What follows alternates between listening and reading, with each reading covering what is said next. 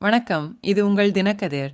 ஊழல் வழக்கில் தண்டனை பெற்ற மாநில அரசு அதிகாரி ஒருவர் உரிய நடவடிக்கை எடுக்காமல் பணியில் தொடர்ந்ததை அறிந்து அதிர்ச்சியடைந்த சென்னை உயர் நீதிமன்ற மதுரை கிளை தலைமைச் செயலாளர் மற்றும் விஜிலன்ஸ் கமிஷனருக்கு விரிவான அறிக்கையை சமர்ப்பிக்க உத்தரவிட்டது.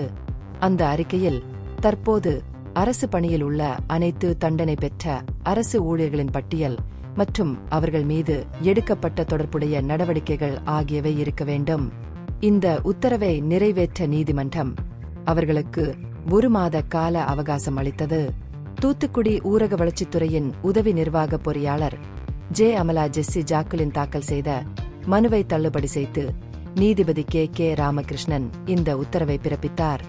2024ஆம் ஆண்டு வருமானத்திற்கு அதிகமாக சொத்து சேர்த்த வழக்கில் தண்டனை பெற்ற போதிலும் தனக்கு பதவி உயர்வு மறுக்கப்பட்டதை எதிர்த்து ஜாக்குலின் நீதிமன்றத்தை அணுகினார். நீதிபதி அவருக்கு 50,000 ரூபாய் அபராதம் விதித்து அந்த தொகையை திருச்சுழியில் உள்ள சேதுபதி அரசு மேல்நிலைப் பள்ளிக்கு வழங்க உத்தரவிட்டார். ஜாக்குலின் 1998ஆம் ஆண்டு உதவி பொறியாளராக தனது அரசு பணியை தொடங்கினார். பின்னர் உதவி நிர்வாக பொறியாளராக பதவி உயர்வு பெற்றார்.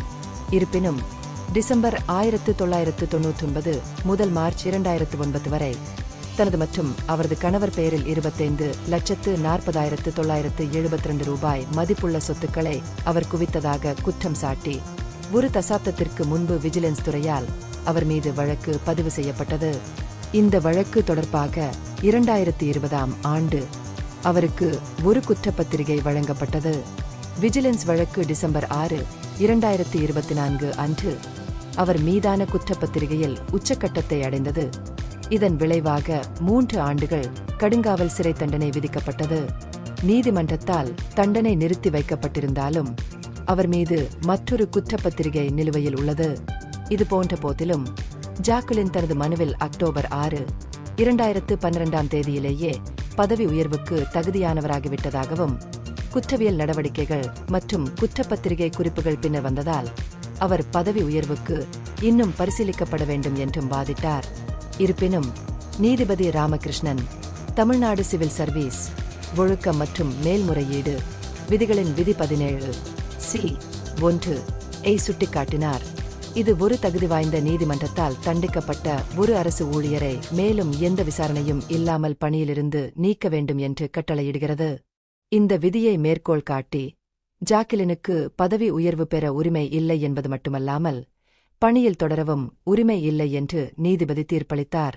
தண்டனை பெற்ற ஒரு அரசு ஊழியரை தொடர்ந்து பணியமர்த்துவது வருந்தத்தக்கது மற்றும் அரசாங்கத்தின் அக்கறையின்மையை குறிக்கிறது என்று விவரித்த அவர் மாநில அரசின் செயலற்ற தன்மைக்கு மேலும் விமர்சித்தார். ஜூலை 18ஆம் தேதி இணக்கத்தை புகாரளிக்க நீதிமன்றம் வழக்கை திட்டமிட்டுள்ளது. இந்த பகுப்பாய்வு நுண்ணறிவுள்ளதாக கண்டால் முக்கியமான அரசியல் முன்னேற்றங்கள் குறித்த கூடுதல் புதுப்பிப்புகளுக்கு லைக் செய்யவும், ஷேர் செய்யவும், சப்ஸ்கிரைப் செய்யவும். இது உங்கள் தினக்கதிர். நன்றி.